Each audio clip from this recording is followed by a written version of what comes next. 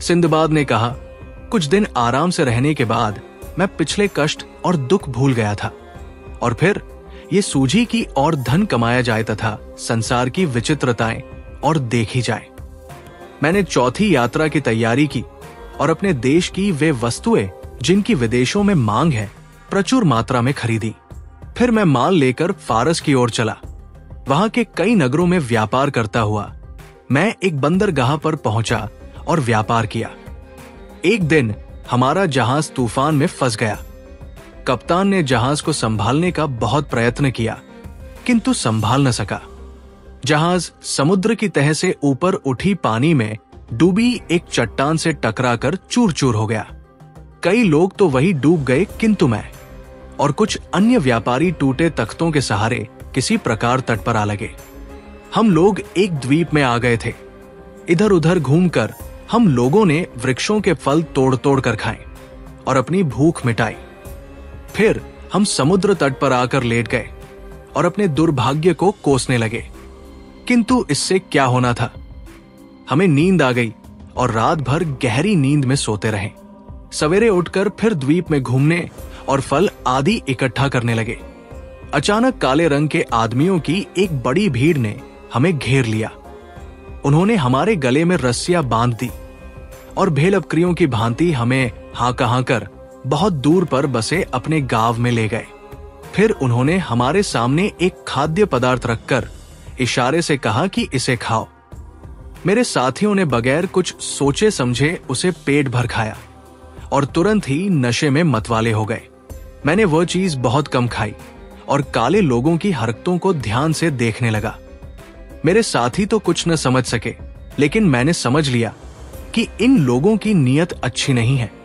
फिर उन्होंने खाने के लिए हमें नारियल के तेल में पका हुआ चावल दिया। इस खाद्य से आदमी मोटे हो जाते हैं। मैं समझ गया कि काले लोगों का इरादा है कि हमें मोटा करें, और फिर अपने कबीले की दावत करके हम लोगों का मांस पकाकर सब लोग खाए। मेरे साथी तो नशे में खूब पेट भरकर खाते थे, किंतु मैं बहुत थोड़ा खाता था ताकि मोटा न हूं और नरभक्षियों का आहार न बनूं। मैं कम खाने और अपने प्राणों की चिंता में इतना दुबला हो गया कि बदन में हड्डी चमड़े के सिवाय कुछ न रहा। मैं दिन में उस द्वीप में घुमा फिरा करता था। एक दिन मैंने देखा कि गांव के सब लोग काम पर चले गए हैं, केवल एक बूढ़ा बैठा था। मैं अवसर पाकर भाग निकला। बूढ़े ने मुझे बहुतेरा चिल्ला चिल्लाकर बुलाया, किंतु मैं न रुका। शाम को गांव में लोग आए तो मेरी खोज में निकले, किंतु तब तक मैं बहुत ही दूर निकल चुका था। मैं दिन भर भागता, रात में कहीं छुपकर सो जाता। रास्ते में फल आदि से भूख मिटाता या नारियल तोड़कर उसका पानी पी लेता, जिससे भूख और प्यास दोनों शांत होती थी। 8वें दिन मैं समुद्र के तट पर पहुंचा। वहां देखा कि मेरी तरह के बहुत से श्वेत वर्ण मनुष्य काली मिर्च इकट्ठी कर रहे हैं, क्योंकि वहां काली मिर्च बहुत पैदा होती थी। उन्हें देखकर मुझे बड़ी प्रसन्नता हुई और मैं उनके पास पहुंच गया। वे भी चारों ओर जमा हो गए और अरबी भाषा में मुझसे पूछने लगे कि तुम कहां से आ रहे हो।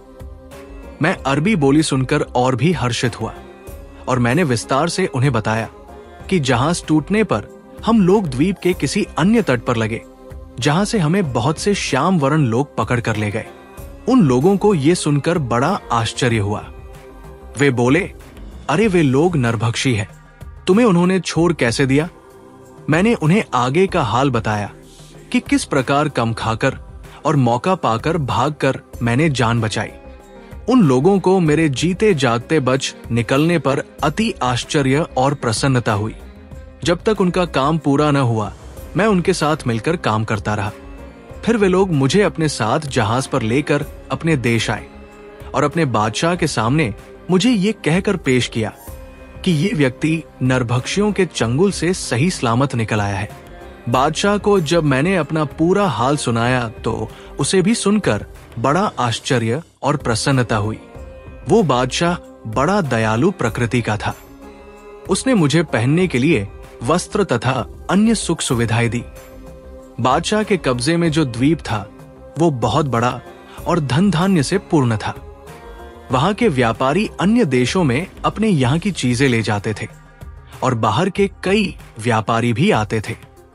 मुझे आशा होने लगी कि किसी दिन मैं अपने देश पहुंच जाऊंगा। बादशाह मुझ पर बड़ा कृपालु था। उसने मुझे अपना दरबारी बना लिया। लोग मुझे देखकर ऐसा बर्ताव करने लगे जैसे मैं उनके देश का निवासी हूं। मुझे ये देखकर आश्चर्य हुआ कि वहां लोग बगैर जीनलगाम ही घोड़ों पर सवार होते थे। यहां तक कि बादशाह भी घोड़े की नंगी पीठ पर सवारी करता था। मैंने एक दिन बादशाह से पूछा कि आप लोग जीनलगाम लगाकर घोड़े पर क्यों नहीं चढ़ते? उसने कहा, जीन लगाम क्या होती है? उसने ये भी कहा कि मैं उसके लिए ये चीजें बना दूं। मैंने एक नमूना बनाकर लकड़ी के कारीगर को दिया। उसने मेरे नमूने के अनुसार जीन बना दी। मैंने उसे चमड़े से मढ़वाया और उस पर अतलस और कमर ख्वाब का आवरण चढ़ाया। एक लोहार से रकाबे बनाने को कहा और लगाम का सामान भी बनवाया। जब सारा सामान तैयार हो गया तो मैं उसे घोड़े पर सजाकर घोड़ा बादशाह के सामने ले गया। वो उस पर सवार हुआ तो उसे बहुत प्रसन्नता और संतोष हुआ। उसने मुझे बहुत इनाम इकराम दिया और पहले से भी अधिक मुझे मानने लगा। फिर मैंने बहुत सी जीनें और लगामें बनवाकर राज्य परिवार के सदस्यों, मंत्रियों आदि को दी। उन्होंने उनके बदले हजारों रुपए तथा अन्य बहुमूल्य वस्तुएं मुझे प्रदान की। राज दरबार में मेरा मान बढ़ा तो नगरवासी भी मेरा बहुत सम्मान करने लगे। एक दिन बादशाह ने मेरे साथ एकांत बातचीत की। वो बोला, मैं तुमसे बहुत प्रसन्न हूं और तुम पर अधिकाधिक कृपा करना चाहता हूं। मेरे दरबार के लोग और साधारण प्रजाजन भी तुम्हारी बुद्धिमत्ता के कारण तुम्हें बहुत मानते हैं। मैं चाहता हूं कि तुम एक काम करो। मुझे पूर्ण विश्वास है कि जो मैं कहूंगा तुम उससे इनकार नहीं करोगे। मैंने कहा, आप जो भी आज्ञा करेंगे वो मेरे हित में होगी, क्योंकि आपकी मुझ पर कृपा रहती है। मैं क्यों आपकी आज्ञा का उल्लंघन करूंगा? उसने कहा, मैं चाहता हूं कि तुम स्थायी रूप से यहां बस जाओ और अपने देश जाने का विचार छोड़ दो। इसलिए मैं यहां की एक सुंदर और सुशील कन्या से तुम्हारा विवाह करना चाहता हूं। मैंने सहर्ष इसे स्वीकार किया। उसने एक अत्यंत रूपवती और गुणवती नव यवना से मेरा विवाह करा दिया। मैं उसे पाकर बगदाद में बसे अपने परिवार को भूल सा गया। कुछ दिनों बाद मेरे पड़ोसी की पत्नी बीमार हो गई और कुछ दिन बाद मर गई। पड़ोसी से मेरी अच्छी दोस्ती थी, इसलिए मातमपुरसी को उसके घर गया। वो आदमी अत्यंत शोक में डूबा था और उसके आंसू ही नहीं थमते थे। मैंने उसे समझाया कि वो धैर्य रखे। भगवान चाहेगा तो दूसरी शादी के बाद और अच्छा जीवन बीतेगा। उसने कहा, तुम कुछ नहीं जानते इसीलिए ऐसी तसल्ली दे रहे हो। मैं तो 2-4 घंटे का ही मेहमान हूं। मैंने परेशान होकर उससे स्थिति स्पष्ट करने को कहा तो वो बोला, आज मुझे मृत पत्नी के साथ जीते जी दफन किया जाएगा। हमारे यहां बहुत पुराने जमाने से ये रस्म चली आ रही है कि पति मरता है तो पत्नी उसके साथ दफन कर दी जाती है और पत्नी मरती है तो पति को उसके साथ गाड़ दिया जाता है। अब मेरी जान बचने की कोई सूरत ही नहीं है। यहाँ के निवासी एकमत होकर इस रिवाज को स्वीकार करते हैं। कोई इसके विरुद्ध कुछ नहीं कर सकता। इस भयंकर रिवाज की बात सुनते ही मेरे होश उड़ गए। मैं उसी समय से अपने बारे में चिंता करने लगा, क्योंकि मेरा भी विवाह हो चुका था। थोड़ी देर में उसके सगे संबंधी एकत्र हो गए। उन्होंने कफन आदि का प्रबंध किया। उन्होंने औरत की लाश को नहला धुलाकर बहुमूल्य वस्त्र पहनाए और एक खुली अर्थी पर रख कर ले चले। उसका पति भी शोक सूचक वस्त्र पहने रोता पीटता उनके पीछे चला। सब लोग एक बड़े पहाड़ पर पहुंचे। वहां पर उन्होंने एक बड़ी चट्टान हटाई तो उसके नीचे बड़ा गहरा और अंधेरा गड्ढा दिखाई दिया। सब लोगों ने रस्सी के द्वारा अर्थी को गड्ढे की तह तक उतार दिया। उसके बाद मृत स्त्री के पति को भी गड्ढे में उतार दिया। उन्होंने उसके साथ 7 रोटियां और जल से भरा पात्र भी रख दिया और उसे उतारने के बाद गड्ढे का मुंह चट्टान से बंद कर दिया। वो पहाड़ बहुत लंबा चौड़ा था। उसके दूसरी ओर समुद्र था और उस ओर का क्षेत्र दुर्गम और निर्जन था।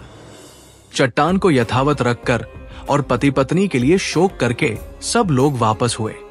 मैं बहुत ही डर गया था और सोचता था कि ऐसी अमानुषिक रीति जो दुनिया के किसी देश में नहीं है, यहाँ क्यों मानी जाती है। किंतु जिससे भी बात करता वो इस रिवाज का समर्थन करता और मेरी बात को गलत कहता था। यहां तक कि जब मैंने बादशाह से बात की तो उसने कहा, सिंदबाद, ये हमारे बुजुर्गों की बहुत पुरानी चलाई गई रस्म है। मैं अगर चाहूं भी तो इसे रोक नहीं सकता। ये रस्म मुझ पर भी लागू होती है। भगवान न करे अगर रानी का देहांत हो जाए तो मुझे भी उसके साथ जीते जी दफन कर दिया जाएगा। मैंने पूछा कि ये रस्म क्या उन अन्य देशवासियों पर भी लागू होती है जो यहाँ पर रहने लगे हैं। बादशाह मुस्कुराने लगा और बोला, ये रस्म देशी विदेशी सबके लिए है। इससे कोई व्यक्ति बाहर नहीं समझा जाता। इसके बाद मैं बहुत घबराया रहने लगा। मैं बराबर सोचता था कि कहीं मेरी पत्नी मर गई तो मुझे भी ऐसी भयानक मौत मरना पड़ेगा। मैं इसीलिए अपनी पत्नी के स्वास्थ्य की बहुत देखभाल करने लगा। किंतु ईश्वर की इच्छा कौन टाल सकता है। कुछ समय के बाद मेरी पत्नी सख्त बीमार हुई और कुछ दिनों में काल कवलित हो गई। मुझ पर दुख का पहाड़ टूट पड़ा। मैं सर पीटता था और कहता था कि मैं बेकार ही उस द्वीप से भागा। इस प्रकार जीते जी गाड़े जाने से कहीं अच्छा था कि नरभक्षी मुझे मारकर खा जाते। इतने में बादशाह अपने दरबारियों और सेवकों के साथ मेरे घर आया। नगर के अन्य प्रतिष्ठित व्यक्ति भी वहां एकत्र हो गए और उसे अर्थी पर रखकर लोग ले चले और उनके पीछे मैं भी रोता पीटता आंसू बहाता चला। दफन के पहाड़ पर पहुंचकर मैंने एक बार फिर अपने प्राण बचाने का प्रयत्न किया। मैंने बादशाह से कहा, स्वामी, मैं तो यहाँ का रहने वाला नहीं हूं। मुझे ये कठोरतम दंड क्यों दिया जा रहा है? मुझ पर दया करके मुझे जीवन प्रदान कर दीजिए। मैं अकेला भी नहीं हूं।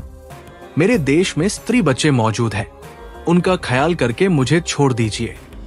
मैंने हजार फरियाद की किंतु बादशाह या अन्य किसी व्यक्ति को मुझ पर दया न आई। पहले मेरी पत्नी की अर्थी को गड्ढे में उतारा गया, फिर मुझे एक दूसरी अर्थी पर बिठाकर मेरे साथ रोटियां और पानी का घड़ा रखकर उतार दिया गया और गड्ढे पर चट्टान को वापस रख दिया गया। वो कंदरा लगभग 50 हाथ गहरी थी। उसमें उतरते ही वहां उठने वाली बदबू से, जो लाशों के सड़ने से पैदा हो रही थी, मेरा दिमाग फटने लगा। मैं अपनी अर्थी से उठकर दूर भागा। मैं चीख चीख कर रोने लगा और अपने भाग्य को कोसने लगा। मैं कहता था, भगवान जो करता है उसे अच्छा ही कहा जाता है। जाने मेरे इस दुर्भाग्य में क्या अच्छाई है। मैं 3-3 यात्रा के कष्टों और खतरों से भी चैतन्य नहीं हुआ और फिर मरने के लिए चौथी यात्रा पर चला आया। अब तो यहां से निकलने का कोई रास्ता ही नहीं है। इसी प्रकार मैं घंटों रोता रहा, किंतु सुख हो या दुख, मनुष्य को भूख तो सताती ही है। मैं नाक मुंह बंद करके अपनी अर्थी पर पहुंचा और थोड़ी रोटी खाकर पानी पिया। कुछ दिनों इस तरह जिया।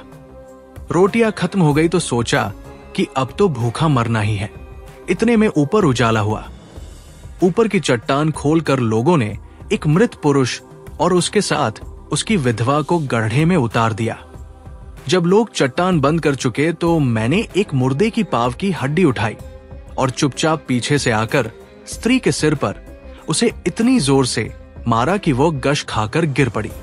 मैंने लगातार चोटें करके उसे मार डाला और साथ रखी हुई रोटियां और पानी लेकर अपने कोने में चला गया।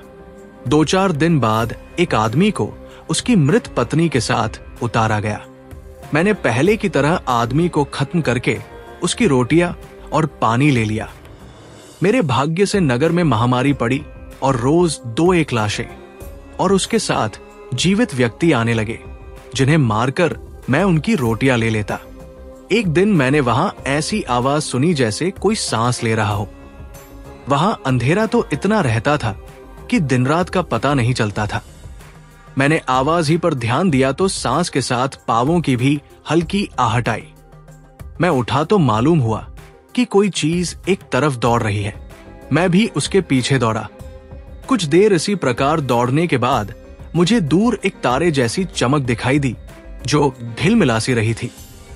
मैंने उस तरफ दौड़ना आरंभ किया तो देखा कि एक इतना बड़ा छेद है जिसमें से मैं बाहर जा सकता हूं। वास्तव में मैं पहाड़ के दूसरी ओर के ढाल पर निकल आया था।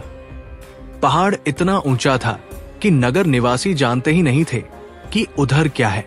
उस छेद में से होकर कोई जंतु मुर्दों को खाने के लिए अंदर आया करता था और उसी के सहारे मुझे बाहर निकलने का रास्ता मिला।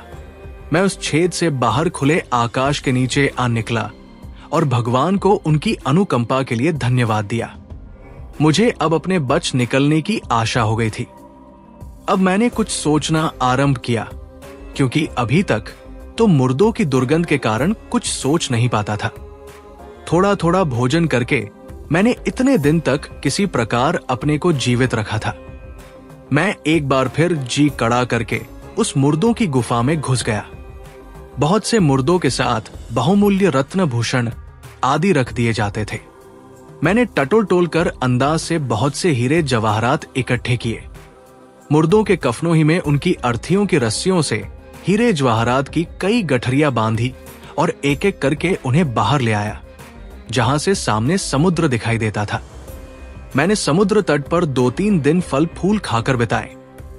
चौथे दिन मैंने तट के पास से एक जहाज गुजरता देखा।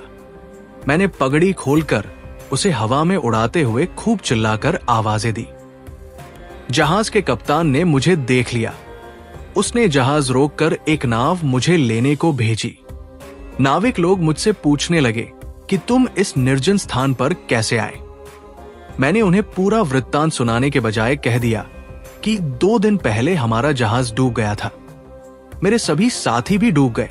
सिर्फ मैं कुछ तख्तों के सहारे अपनी जान और कुछ सामान बचा लाया। वे लोग मुझे गठरियों समेत जहाज पर ले गए। जहाज पर कप्तान से भी मैंने यही बात कही और उसकी कृपा के बदले उसे कुछ रत्न देने लगा, किंतु उसने लेने से इनकार कर दिया। हम वहां से चलकर कई द्वीपों में गए। हम सरान द्वीप से 10 दिन की राह पर स्थित नील द्वीप गए। वहां से हम कली द्वीप पहुंचे, जहां सीसे की खाने हैं और हिंदुस्तान की कई वस्तुएं ईख, कपूर आदि भी होती है। कली द्वीप बहुत बड़ा है और वहां व्यापार बहुत होता है। हम लोग अपनी चीजें खरीदते बेचते कुछ समय के बाद बसरा पहुंचे, जहां से मैं बगदाद आ गया। मुझे असीमित धन मिला था। मैंने कई मस्जिदें आदि बनवाई और आनंद पूर्वक रहने लगा। ये कहकर सिंदबाद ने हिंदबाद को 400 दीनारे और दी और दूसरे रोज भी आने को कहा। अगले दिन सब लोग फिर एकत्र हुए और भोजनोपरांत सिंदबाद ने अपनी 5वीं यात्रा का वर्णन शुरू किया।